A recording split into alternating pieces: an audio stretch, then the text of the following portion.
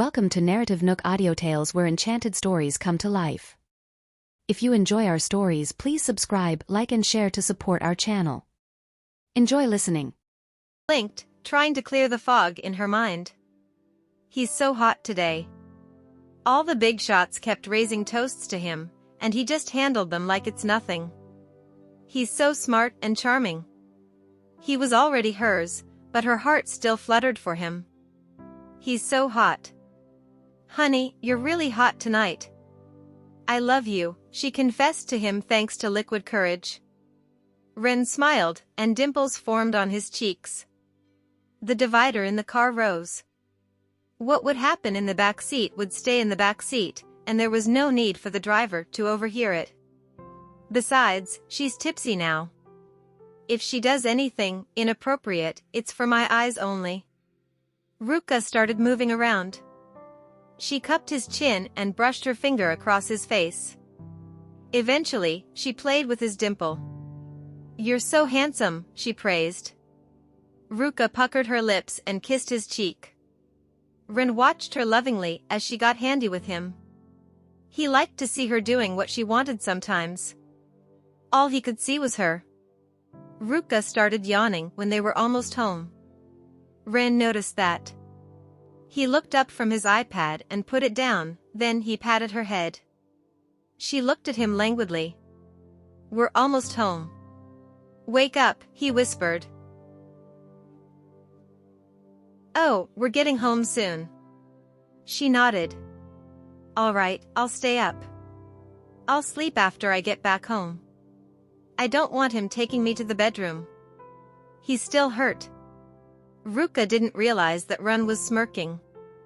If she falls asleep, I can't do it with her. I need to keep her awake and wait for my chance.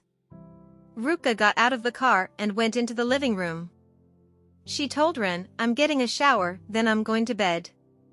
Ren took his coat off, revealing the tight, dark vest that fitted him snugly. He looked really fit and had one of the best bodies around. Ron was in no mood to work.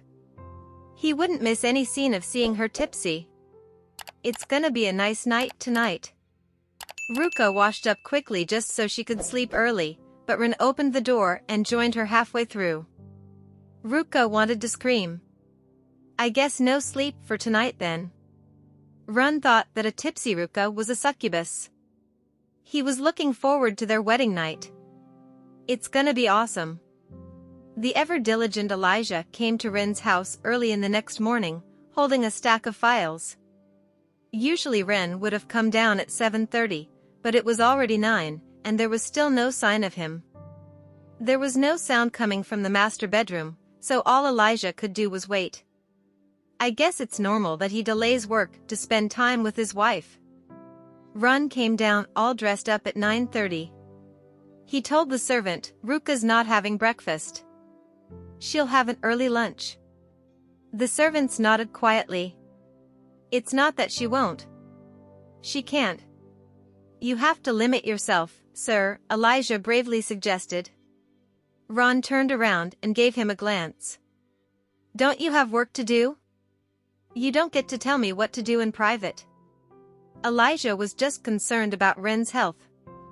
They would be really busy just handling the coming election. The election came, and Ron did not disappoint. He was elected as VP once again. And that was not the only good news. Right after the victory announcement, Ruka was found to be pregnant with twins. Charlotte was overjoyed. Their family was blessed with heaps of good news. Angela was already 7 months pregnant. Soon Charlotte would be welcoming her first grandchild. The Hussons would hold the wedding in June, and it would be as simple as Richard's. It would hurt Ren's reputation if he held too big of a wedding, and their family was more practical. Ruka didn't really mind it either. She wasn't an ostentatious girl.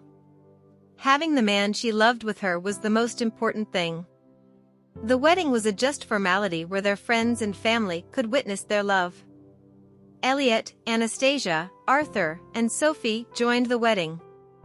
Once again, they were honored to witness the sanctity of love and marriage. Arthur and Sophie's son was already born. They would hold a wedding not long down the line as well. Angela, who was 7 months pregnant now, was standing beside Richard.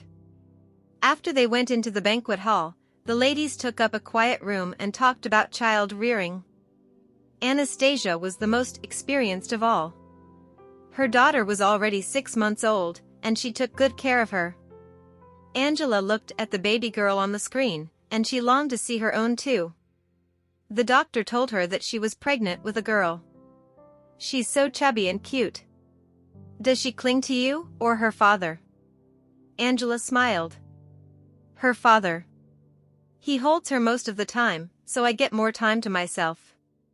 Anastasia smiled. Her hair was slightly curled. She had recovered and gained her mojo back after the birth, looking as elegant as she used to be. Sophie said that Martha spoiled her son rotten. Arthur set his work aside for them as well. Their son resembled Arthur. He was just 1 month old, but the boy was already the center of everyone's attention. While the ladies were chatting among themselves, the men held their own gathering as well. They looked like they were talking about important stuff, but if one moved closer to them, one would find that they were talking about child rearing as well. The men were interested in kid-related stuff too. Elliot's phone rang halfway through. The screen lit up and showed a baby's face. It was a photo of his daughter. After he was done with the call, the guy looked at the photo for a while before turning the phone off and getting back to the conversation. As a new father, Arthur had a lot to learn. This was his most important job, and the one he was most eager to learn. He wanted to be a brilliant dad. Richard barely said anything, but he listened intently. He didn't want to lose out on any tip. Ren was in a crisp black suit, and hordes of people came to congratulate him. Harold knew a lot of people, so almost all the big shots attended the wedding. Ruka was still styling herself up. Rita was her bridesmaid. The girl almost fainted with delight. She never thought she would one day be the bridesmaid for the VP's wife. This is my proudest moment. Elijah was looking particularly dashing as well. He never had a chance to date anyone due to his work. The guy was 29 and successful. Today he was the groom's best man. Elijah was surprised Ren asked him to be his best man, though this was more interesting than work. After Ruka's makeup was done, she huddled closer to Rita. Rita, you gotta catch my bouquet? I'll try. I might be out of luck though. Rita gave no guarantees. It's all right. I'll throw it in your direction. Ruka smiled. Ron and his best man came. He looked exceptionally young and handsome that day. Ruka might be a few years younger than he was, but as they stood next to each other, their age gap wasn't obvious and they looked really good together. There was a rumor that said a couple who kissed a lot would resemble each other eventually. I guess that's true. Rita was about to stand up and straighten out Ruka's gown, but she stepped on her own dress and gasped. The man nearest to her immediately reached out to catch her. He grabbed her waist and stopped her from falling smack to the ground in public. Rita was breathing a bit heavily. She looked up and was greeted by a handsome guy. Her heart fluttered. Rita was looking really cute today as well. Her hair was trimmed short and clean. She looked like an innocent girl, and Elijah felt like he was having a crush. Thanks. Rita quickly stood up straight. No problem, Elijah said awkwardly. He stole a few glances at her though. This was the first time he saw the bridesmaid, and he thought she was cute. Ruka was holding Ren's arm, and they exchanged a smile. Oh ho, we smell the beginnings of another relationship here. Elijah, Ruka and I are gonna see my folks. You take care of the bridesmaid here, Ren said. Elijah was surprised, then he nodded. Of course. I'll keep a good eye on her. She's Rita, my friend. Ruka smiled. And then she told Rita, and Mr. Handsome here is Elijah. He's Ren's assistant. A very brilliant man, if I do say so myself. Rita and Elijah exchanged a look and pursed their lips sheepishly. They both took a sudden interest in their feet and looked down. Some sparks were flying, but Ruka and Ron were already gone. Rita was about to take the wreath, while Elijah wanted to reach his iPad to work on something. They moved at the same time and bumped into each other. Elijah bumped his chin, while Rita hurt her forehead. "I'm really, really sorry." Elijah apologized and looked at her worriedly. Rita said, "I'm sorry. Are you hurt?" They stared at each other and chuckled. Rita covered her face in embarrassment. "I'm fine." "Your forehead's a bit red though," Elijah said. He was concerned. Rita touched her forehead before smiling. "It's all right. It'll go away in a minute." Ruka and Ron were meeting the Hassan elders. Ruka was going to serve tea for Ren's parents. They quickly took it and said she didn't have to do it anymore. She was pregnant after all. "Ruka's my sister-in-law from now on, and the future lady of the Hassan household," Scarlett announced. Claire and Robert exchanged a smile. They never expected this day would come, and yet it did. Ruka teared up a little. She couldn't help it as the atmosphere moved her. She had always been sentimental. Ren noticed the tears in her eyes, and he held her in his embrace. "Dad, Mom, Ruka needs some rest. Excuse us." They came to the common room, and Ruka felt embarrassed. She laughed. "I'm just so touched." She never thought she could actually be Ren's wife. This didn't happen even in her wildest dreams. "And I'm pregnant with his kids too." Eventually, it was time to go with the procession. Ren was waiting for her on the stage. Ruka held her father's arm as she slowly headed toward him. A beautiful headdress decorated her head. Robert shed tears of joy when he handed his daughter to Ren. "Run, take good care of her." Ren said, "Of course, Robert. You don't have to worry." A simple promise, but one that carried a heavy weight. Robert could finally hand his daughter to him without worries. Ruka slowly looked up at Ron. Even through the veil, she could see the love in his eyes. She smiled. Ren was staring at his wife through the veil as well. Time seemed to stop at this moment. And then, a thunderous applause erupted. Everyone was bearing witness to the tying of a new knot. Elijah was on stage as well. He saw the bridesmaid behind Ruka. When Rita looked up, she too looked at him. Their eyes met. Elijah scratched his head, while Rita smiled shyly. Once the vows were made, Ruka was about to toss the bouquet into the crowd. Rita was right on the stage. Ruka turned around and winked at her, then she tossed the bouquet in Rita's direction. Rita caught it easily. Ruka smiled. "I wish you happiness, Rita." Rita stole a glance at Elijah. "And perhaps it's already right here." And then it was time to raise toasts. Scarlett and Walter represented their parents and dealt with the guests.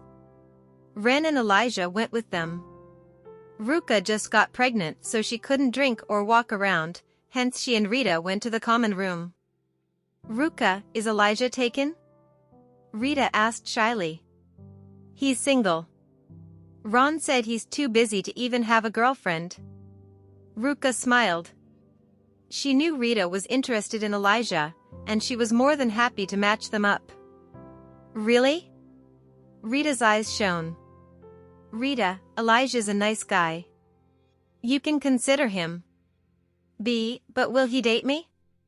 Rita didn't have high hopes. She didn't know him well, so she thought her charms weren't enough to attract him.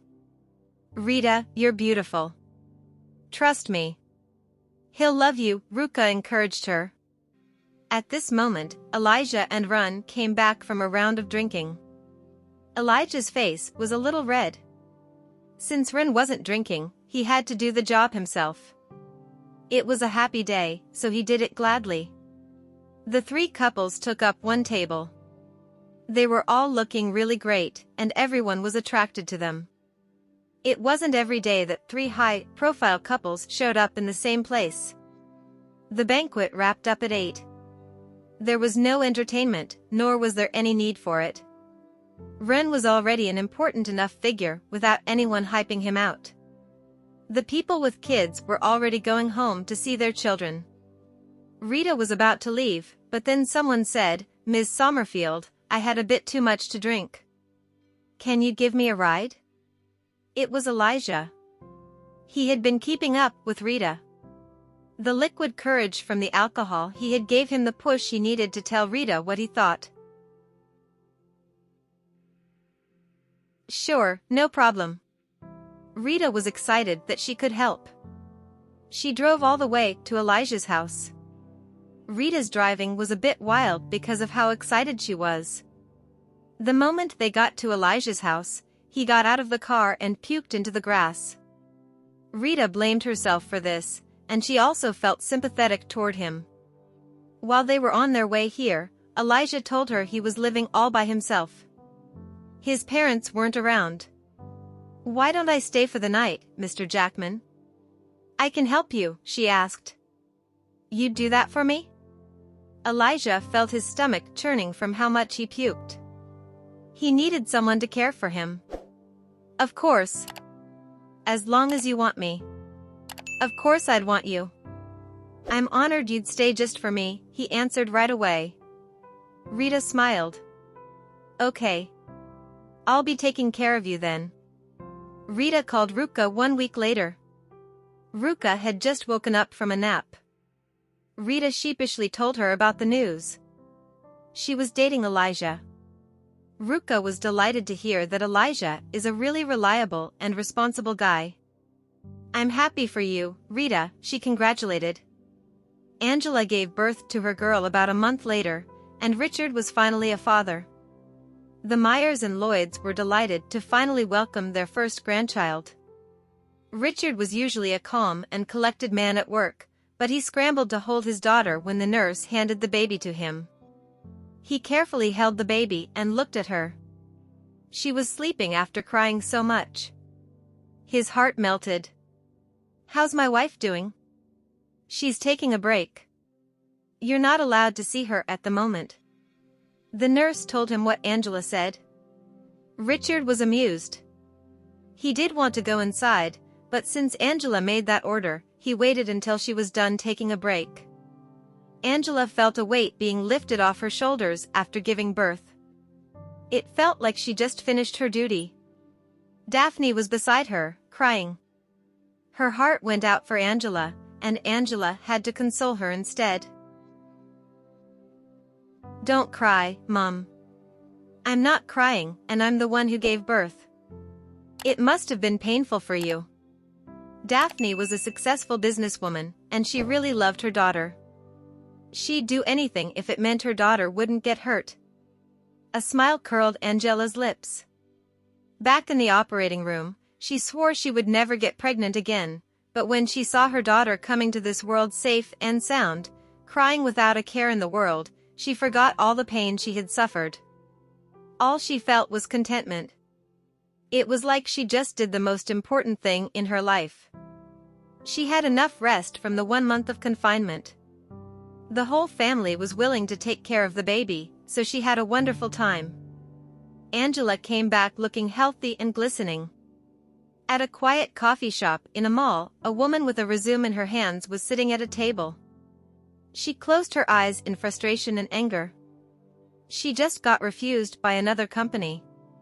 She had been job hunting for 2 months, but still no luck.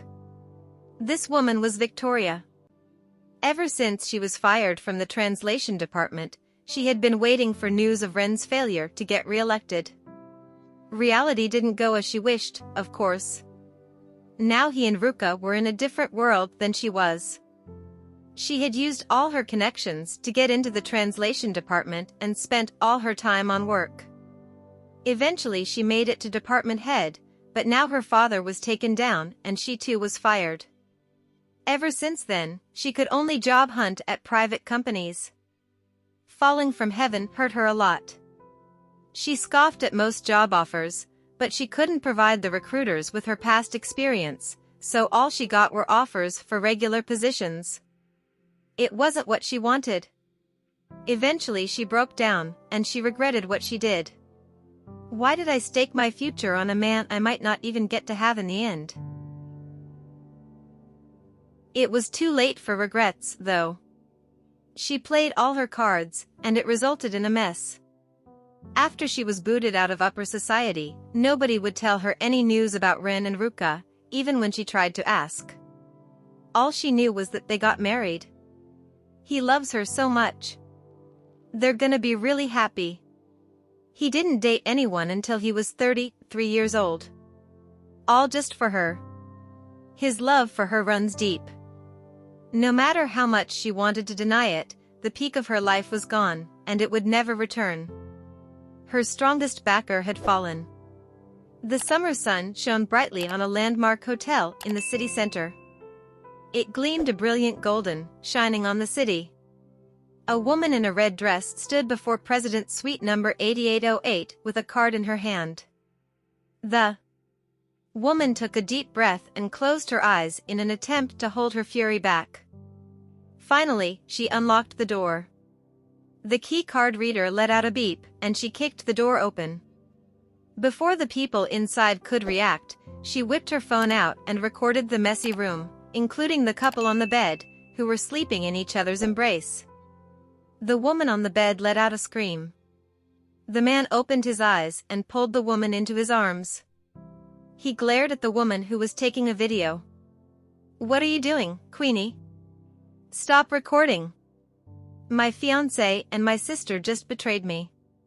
Tell me, why shouldn't I take proof of your betrayal, scum? This isn't the only thing I'll do. I'm going to post it online too. Are you mad, Queenie? Leslie and I are made for each other. You're the third we'll hear." The woman in the man's arms raised her head. The light shone on her, and surprisingly, she looked just like the woman in red. "Bonnie's right, Queenie. She's the one I love, not you." Queenie peered at the man. They got engaged a year ago, but now he was holding her twin sister in his arms, protecting her like she was his greatest treasure. Thank you for listening.